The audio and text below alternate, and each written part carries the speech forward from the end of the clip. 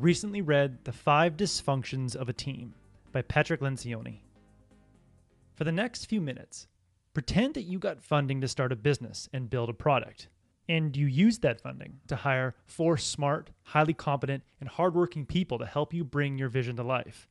But a year later, your team's produced few results, and they resist every decision you make, and you know they're talking trash about you behind your back. What went wrong? Why is your team so dysfunctional?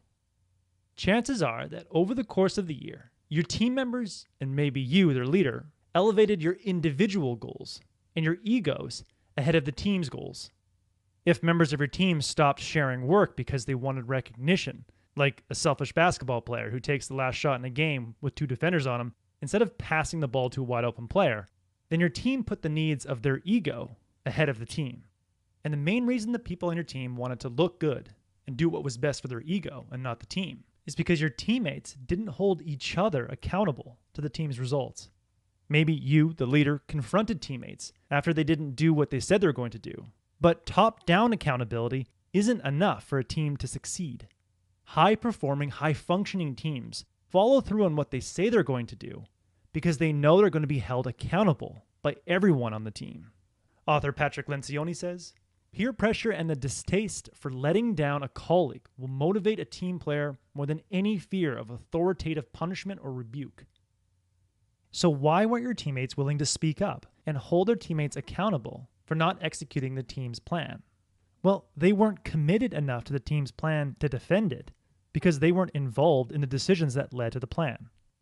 And why weren't they involved in your team's decision-making process?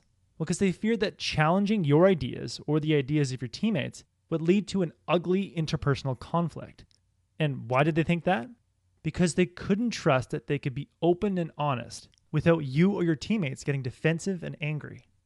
The reason you can tell a close friend he's doing something stupid is because he trusts that you have his best interest in mind and you're not trying to manipulate him. These are the 5 reasons that most teams become dysfunctional. You can avoid these 5 dysfunctions the next time you lead a team by first establishing a foundation of trust. The trust I'm referring to here is the trust that anyone on your team can offer their honest opinion without the fear of judgment or punishment. This vulnerability-based trust will naturally grow the more you get to know and relate to your teammates, but that can take a long time. One way to quickly establish trust across a team is to openly discuss your strengths and weaknesses. Hold a meeting where you stand up first and admit one skill that you lack and need help with, and another skill that makes you a strong asset to the team. You might start by admitting that my technical skills aren't very strong, and I often ask stupid questions. But I believe that my ability to find new customers and sell products will help this team succeed. After showing your teammates that it's okay to be vulnerable, they're more likely to admit one of their weaknesses and begin realizing that it's okay to be honest and open with their teammates. It also helps team members see that if they're going to succeed, they need to work together to balance out each other's strengths and weaknesses. This in turn makes everyone on the team more likely to speak up when they think they can correct a mistake. But your teammates may still hold back and avoid speaking up because they fear interpersonal conflict. Author Patrick Lencioni says, if team members are not making one another uncomfortable at times, if they're not pushing one another outside their emotional comfort zones during discussions, then it's extremely likely they're not making the best decisions for the team. To help your teammates find the courage they need to engage in healthy conflict, establish new norms for the team. One of Lencioni's teams established a new norm of healthy conflict by creating a team engagement charter that read, "We will address conflict-laden issues, put them on the table, and get to the heart of the issues. When discussing these issues, we will not withhold commentary." Everyone on the team signed the charter, and the team members brought a copy of that charter to every meeting. Now that your teammates are willing to speak up and engage in healthy conflict in order to arrive at the best decision, you, the leader, still need to decide what the best decision is for the team, and then get all of your teammates, including those who don't agree with the decision, to commit to the decision. If your team members genuinely feel they were heard and valued in the decision-making process, they will commit to your decision even if they disagree with it. Eric Schmidt, past CEO of Google, says, "The fact that you allowed your teammate to participate in the decision, feel heard, and see the decision being made allows them to overcome their embarrassment or envy or unhappiness that they lost an argument and go back to fight for the team.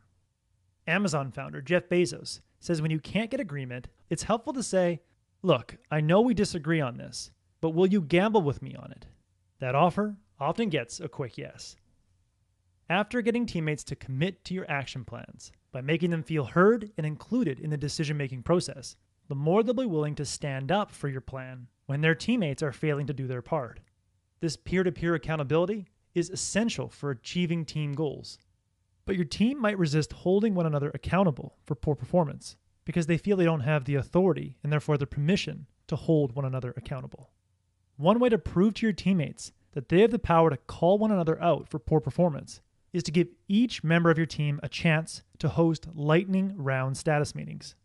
In a lightning round status meeting, everyone goes around the room and reports their top priority for the week and their status on last week's priority.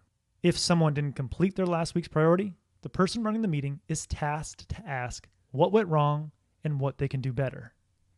Since everyone takes turn hosting these meetings, the team quickly learns that people of lower status have the power to question people of higher status and hold those people accountable to what they said they're going to do. And when you have a team rich with peer-to-peer accountability, your team is continuously focused on the team's results. But one way to ensure that your team stays focused on team results instead of individual results is to tie individual rewards to team results. For example, you all get an extra day off at the end of the month if the team hits its monthly target. Team rewards remind team members that if the team doesn't win, no one wins.